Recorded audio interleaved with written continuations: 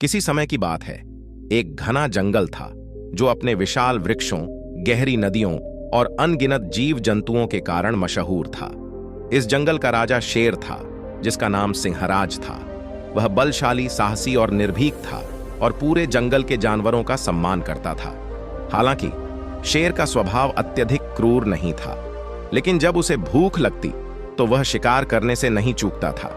जंगल के बाकी जानवर शेर के डर से हमेशा सतर्क रहते थे। वे हमेशा यह सोचते थे कि कब शेर भूखा होगा और उन्हें शिकार बनाएगा।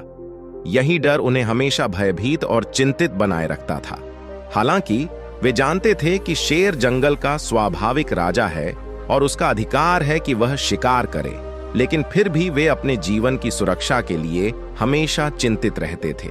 जंगल के सभी जानवर एक दिन इकट्ठा हुए और उन्होंने सोचा कि उन्हें शेर से बातचीत करनी चाहिए और अपनी चिंता उसे बतानी चाहिए। आखिरकार उन्होंने कुछ जानवरों को चुना और शेर के पास भेजा। इनमें हाथी, लोमड़ी और बंदर शामिल थे। ये तीनों शेर के पास पहुंचे और बोले, हे राजन, हम आपके शासन का सम्मान करते हैं, लेकिन हम एक अनुरोध लेकर आए हैं। हम जानते हैं कि आपको भोजन की आवश्यकता होती है, लेकिन हम सभी जानवर हमेशा भयभीत रहते हैं कि कब हमारा नंबर आएगा। क्या ऐसा कोई तरीका हो सकता है कि हम अपनी जान की चिंता से मुक्त रह सकें?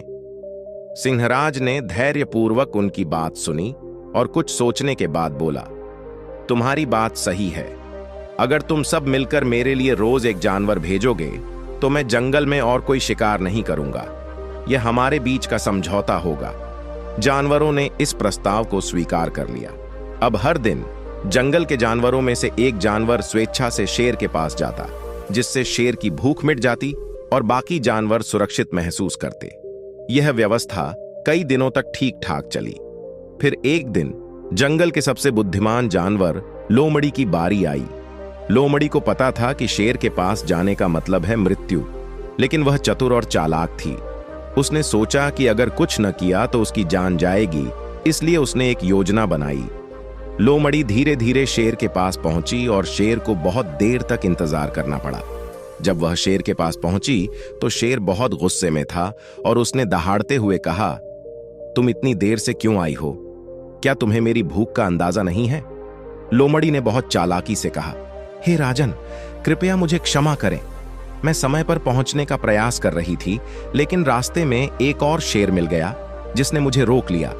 वह कह रहा था कि वह इस जंगल का असली राजा है और वह आपको चुनौती देना चाहता है।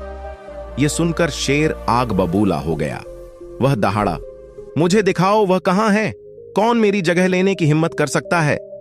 लोमड़ी ने शेर को एक गहरी खाई के पास ले जाकर कहा, वह इस खाई के नीचे छिपा हुआ है। शेर ने खाई में झांका और जैसे ही उसने पानी में अपनी परछाई देखी, उसे लगा कि वह दूसरा शेर है। गुस्से में आकर शेर ने खाई में छलांग लगा दी। लोमड़ी की चालाकी काम आ गई। शेर खाई में गिरकर खत्म हो गया।